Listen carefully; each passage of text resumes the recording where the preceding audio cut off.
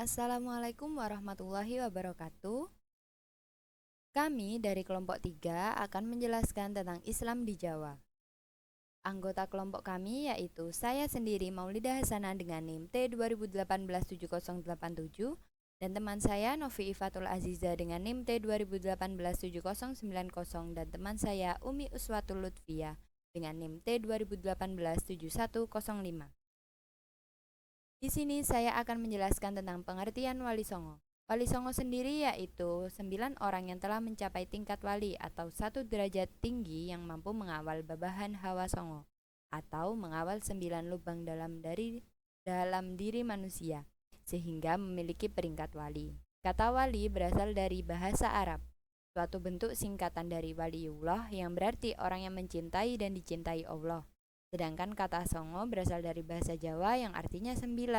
Jadi wali songo sendiri berarti wali 9, yakni 9 orang yang dicintai dan mencintai Allah. Mereka dipandang sebagai ketua kelompok dari sejumlah besar mubalik Islam yang bertugas mengadakan dakwah Islam di daerah-daerah yang belum memeluk Islam di Jawa. Selanjutnya yang pertama yaitu Sunan Gresik atau Syekh Maulana Malik Ibrahim. Beliau berasal dari Turki. Beliau juga seorang ahli tata negara yang ulung. Syekh Maulana Malik Ibrahim datang ke Pulau Jawa tahun 1404 Masehi. Dan jauh sebelum beliau datang, Islam sudah ada walaupun sedikit. Karena ini dibuktikan dengan adanya makam Fatimah binti Maimun yang nisannya bertuliskan tahun 1082. Daerah yang dituju Syekh Maulana Malik Ibrahim yang pertama kali yaitu Desa Sembalo di dekat Desa Leran, Kecamatan Manyar, Kabupaten Gresik, yaitu 9 km dari utara kota Gresik yang tidak jauh juga dari makam Fatimah binti Maimun. Beliau memberikan pengarahan agar tingkat kehidupan rakyat Gresik semakin meningkat.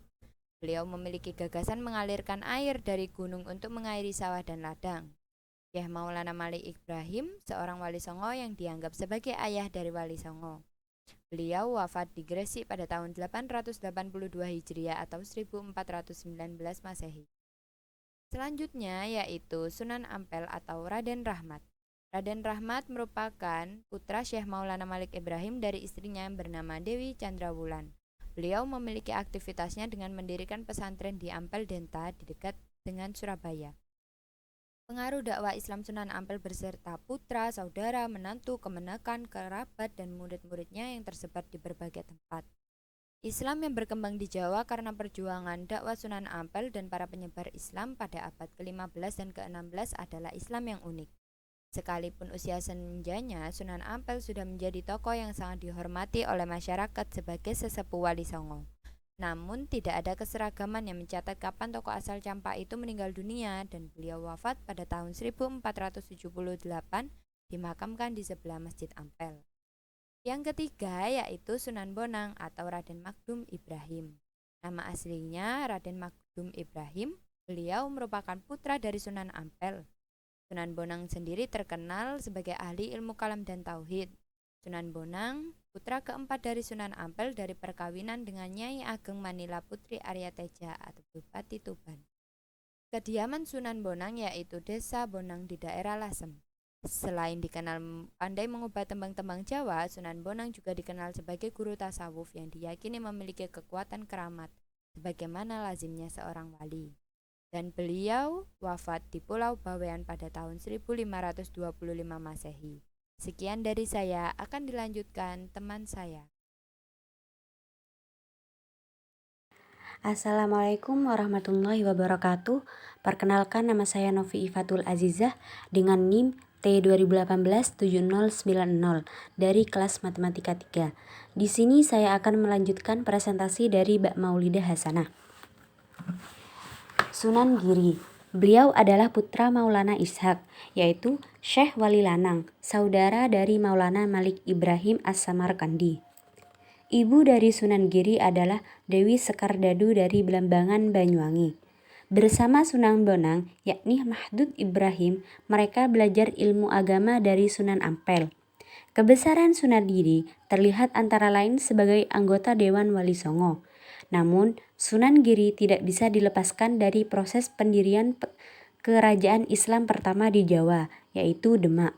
Ia adalah wali yang secara aktif ikut merencanakan berdirinya negara itu, serta terlibat dalam penyerangan ke masjid sebagai penasihat militer. Sunan Giri atau Raden Paku dikenal sangat dermawan, yaitu dengan membagikan barang dagangan kepada rakyat Banjar yang sedang dilanda musibah.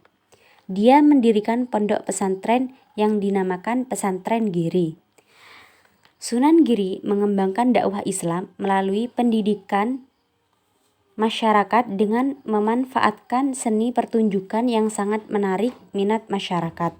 Beliau juga menciptakan tambang-tembang dolanan anak kecil yang bernafas Islami, seperti muran, cublak, suweng, dan lain-lain. Selanjutnya yaitu Sunan Derajat atau Raden Kosim. Nama asli beliau adalah Raden Sarifuddin. Adapun sumber lain mengatakan bahwa namanya adalah Raden Kosim, putra Sunan Ampel dengan seorang ibu bernama Dewi Chandrawati. Raden Kosim itu adalah saudara Raden Mahdud Ibrahim atau Sunan Bonang. Sunan Derajat yang lahir dengan nama Raden Kosim diperkirakan lahir pada tahun 1470 Masehi. Dan Sunan Derajat adalah putra bungsu Sunan Ampel dengan Nyi Ageng Manila. Menurut Babad Risaking, Majapahit, dan Babad Cerbon, Raden Kosim adalah adik Nyai Patimah yang bergelar Gede Penyuran, Nyai Lilis alias Nyai Pengulu, Nyai Taluki yang bergelar Nyai Gede Maloka, dan Raden Mahbub Ibrahim yang bergelar Sunan Bonang, yang artinya garis nasab Sunan Derajat sama dengan Sunan Bonang, yaitu berdarah campa Samarkand, Jawa, karena Sunan Ampel. Ayahandanya adalah putra Ibrahim As-Samarkand. Adapun Sunan Derajat membuka pesantren di Jelok, yang termasuk Banjarwati, Kecamatan Paciran. Ketika satu tahun bermukim di Jelong, Sunan Derajat dikenal sebagai penyebar Islam yang berjiwa sosial tinggi dan semangat memerhatikan nasib kaum fakir miskin dan juga mengutamakan pencapaian kesejahteraan sosial masyarakat. Setelah memberi perhatian penuh, barulah Sunan Derajat memberikan pemahaman tentang ajaran Islam. Adapun ajarannya lebih menekankan pada empati dan etos kerja keras berupa kedermawaan, kesejahteraan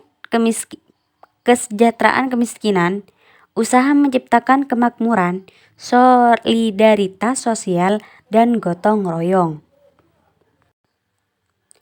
Selanjutnya yaitu Sunan Kalijaga. Nama asli beliau adalah Raden Sahid Lakajaya Abdurrahman atau Pangeran Tuban, yang diperkirakan lahir pada tahun 1450 Masehi. Ia menikah dengan putri Sunan Ampel saat berumur 20 tahun pada tahun 1470 Masehi. Sementara itu, Sunan Ampel berumur 50 tahun. Sunan Kalijaga mengalami masa hidup yang lama. Ia melewati 3 masa pemerintahan, yaitu masa akhir Majapahit pada tahun 1478 Masehi, masa Kesultanan Demak pada tahun 1480 Masehi sampai dengan 1546 Masehi, dan masa Kesultanan Pajang pada tahun 1568 Masehi. Diperkirakan Sunan Kalijaga berusia lebih dari 100 tahun. Beliau wafat pada tahun 1580 Masehi. Beliau putra Raden Sahur putra Tamanggung Wilatika Adipati Tuban. Raden Sahid sebenarnya anak muda yang patuh dan kuat kepada agama dan orang tua, akan tetapi tidak bisa menerima keadaan sekelilingnya yang terjadi banyak ketimpangan, sehingga dia mencari makanan dari gedung kadipaten dan dibagikan kepada masyarakat. Sunan Kalijaga menggunakan kesenian dalam rangka penyebaran Islam, antara lain dengan wayang, sastra, dan berbagai kesenian lainnya. Pendekatan jalur kesenian dilakukan oleh para penyebaran Islam seperti Wali Songo untuk menarik perhatian di kalangan mereka, sehingga dengan tanpa terasa mereka telah tertarik pada ajaran-ajaran Islam sekalipun. Karena pada awalnya mereka tertarik dikarenakan media kesenian itu. Misalnya, Sunan Kalijaga adalah tokoh seniman wayang. Mungkin sekian dari saya. Wassalamualaikum warahmatullahi wabarakatuh. Baik, terima kasih. Perkenalkan, nama saya Umi Suat Lutfia dengan NIM T20187105. Di sini saya akan menjelaskan tentang Sunan Kudus. Sunan Kudus menyiarkan agama Islam di daerah Kudus dan sekitarnya. Beliau memiliki keahlian khusus dalam bidang agama, terutama dalam ilmu fikih, tauhid, hadis, tafsir, serta logika. Karena itulah, di antara wali songo hanya ia yang mendapat julukan wali al-ilm, yakni wali yang luas ilmunya. Dan karena keluasan ilmunya, ia didatangi oleh banyak penuntut ilmu dari berbagai daerah di Nusantara. Cara-cara beliau berdakwah antara lain sebagai berikut. Yang pertama yakni strategi pendekatan kepada massa dengan jalan. Yang kedua, merangkul masyarakat Hindu serta larangan menyembelih sapi karena dalam agama Hindu sapi adalah binatang suci dan keramat. Yang ketiga yakni merangkul masyarakat Buddha setelah masjid. Terus Sunan Kudus mendirikan padasan tempat wudhu dengan pancuran yang berjumlah 8. Di atas pancuran tersebut diberi arca kepala kebo dengan tujuan yakni disesuaikan dengan ajaran Buddha, yakni jalan berlipat 8 atau Asta Sunghika Marga. Selanjutnya yakni Sunan Muria. Beliau lebih terkenal dengan nama Sunan Muria karena pusat kegiatan dakwahnya dan makamnya terletak di Gunung Muria. Lewat tembang-tembang yang diciptakannya, Sunan Muria mengajak umatnya untuk mengamalkan ajaran Islam. Karena itulah Sunan Muria lebih senang berdakwah kepada para rakyat jelata daripada kaum bangsawan. Cara dakwah inilah yang menyebabkan Sunan Muria dikenal sebagai sunan yang suka berdakwah tanpa ngeli, yaitu menghanyutkan diri dalam masyarakat. Tradisi keagamaan lama yang dianut masyarakat tidak dihilangkan, melainkan diberi warna Islam dan dikembangkan menjadi tradisi keagamaan baru yang khas Islam.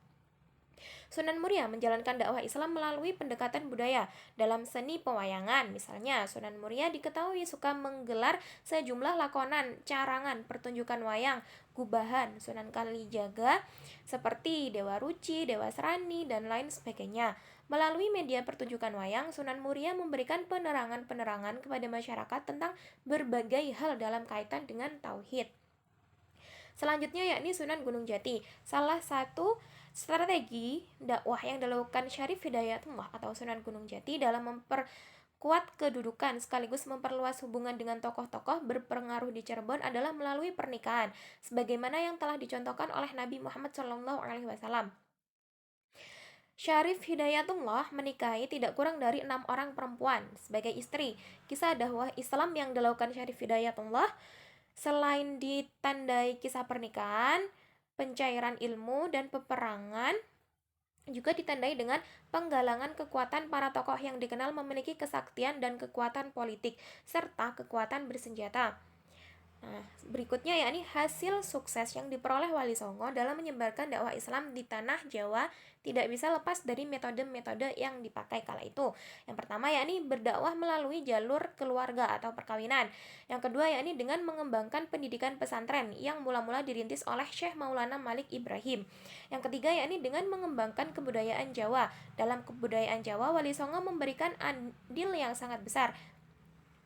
Yang selanjutnya yakni metode dakwah melalui sarana dan prasarana yang berkaitan dengan masalah perekonomian masyarakat. Yang terakhir yakni mengembangkan dakwah Islam di tanah Jawa. Para wali songo menggunakan sarana politik untuk mencapai tujuannya. Sekian dari kelompok kami, kurang lebihnya mohon maaf yang sebesar-besarnya. Wassalamualaikum warahmatullahi wabarakatuh.